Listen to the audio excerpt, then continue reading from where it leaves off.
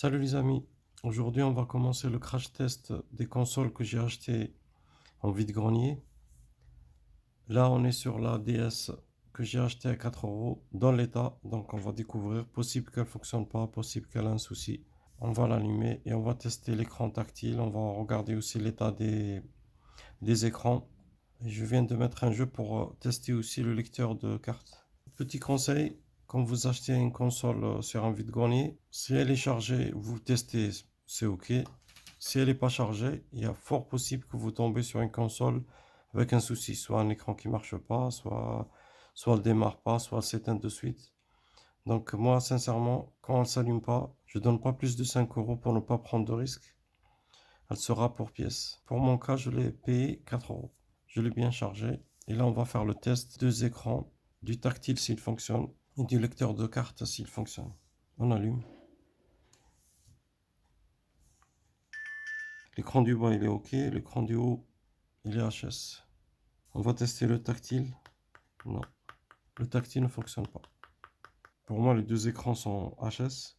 Là, je vais tester le lecteur de carte. On va voir s'il se lance ou pas. Si le lecteur de carte est OK, c'est que au moins la carte mère et la coque sont bonnes.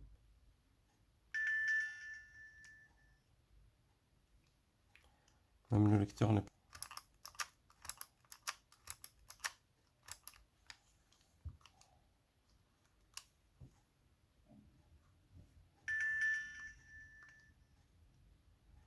C'est bon. Donc le lecteur est OK. Il fallait juste un peu insister comme j'ai fait. Ça fait nettoyer un peu l'intérieur du lecteur.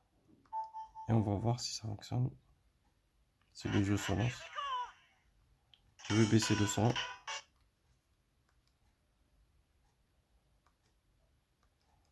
Voilà, on fait un petit test.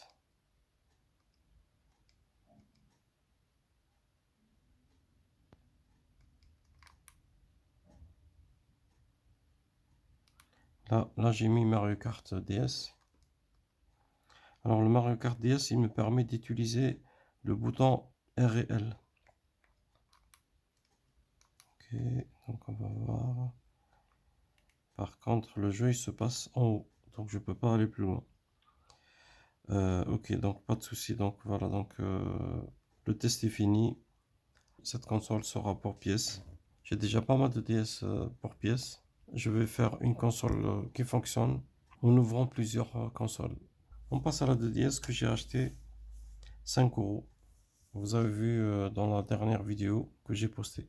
On va l'allumer pour voir. En fait, ça c'est juste un grand écran en fait qui est coupé en deux. Donc on va voir l'écran s'il est cassé ou pas. Si elle s'allume, quand on fait le test, la première chose, donc si elle n'est pas chargée, on met le chargeur et on va regarder si elle commence à charger ou pas. Mon premier test que je fais, je bouge toujours le câble et j'ai un œil sur l'indication de chargement, s'il s'éteint ou pas. Par la suite, je vais ouvrir la console et je vais ressouder bien un jeu. On verra par la suite. Si je mets le chargeur et que ça s'éteint tout de suite, c'est qu'il y a un souci. Parfois c'est l'écran qui est cassé, parfois c'est tout simplement la batterie qui est HS. Là ça charge, c'est déjà bien. On va essayer d'allumer. Elle ne s'allume pas. Il y a une solution, j'enlève la batterie, j'ouvre, j'enlève la batterie et j'essaie d'allumer sans la batterie. Je retire le chargeur, j'ouvre ici derrière.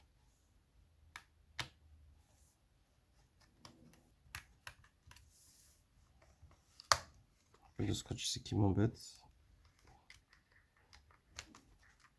Je vais l'ouvrir. Je vais l'enlever. Première vue, la batterie est gonflée. Vous voyez en fait, là elle est gonflée. C'est très connu que la batterie des consoles gonfle, soit sur les DS, soit sur les PSP par exemple. Je vais prendre une autre batterie qui fonctionne et je reviens. J'ai mon petit stock de batterie en plus. Je vais voir si j'ai la batterie. J'ai deux pareils. Donc je vais voir.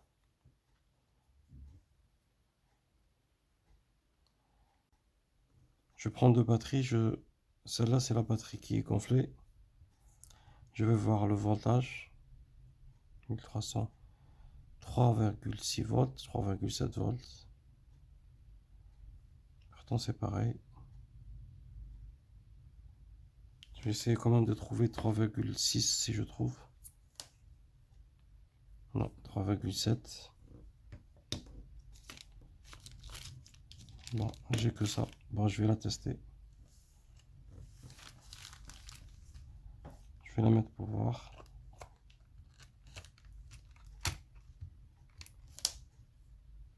La gonflée, je la mets de côté. Ceux qui sont bonnes, je mets ici. On va faire le test. Elle est peut-être pas chargée. Je vais mettre l'alimentation.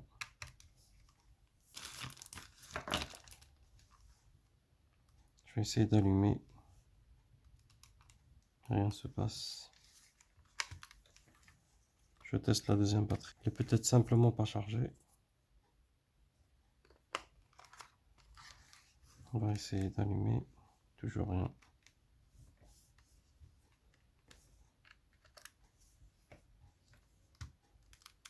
On va tester.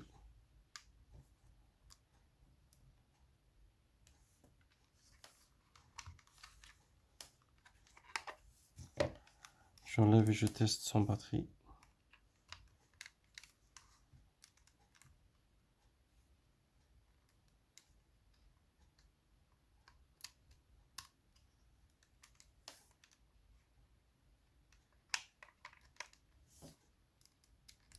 Je sais que parfois le souci vient du bouton de veille.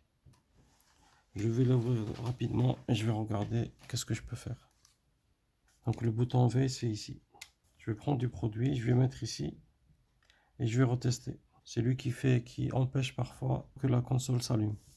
Je prends mon produit nettoyant contact et je mets ici et on regarde, on va voir.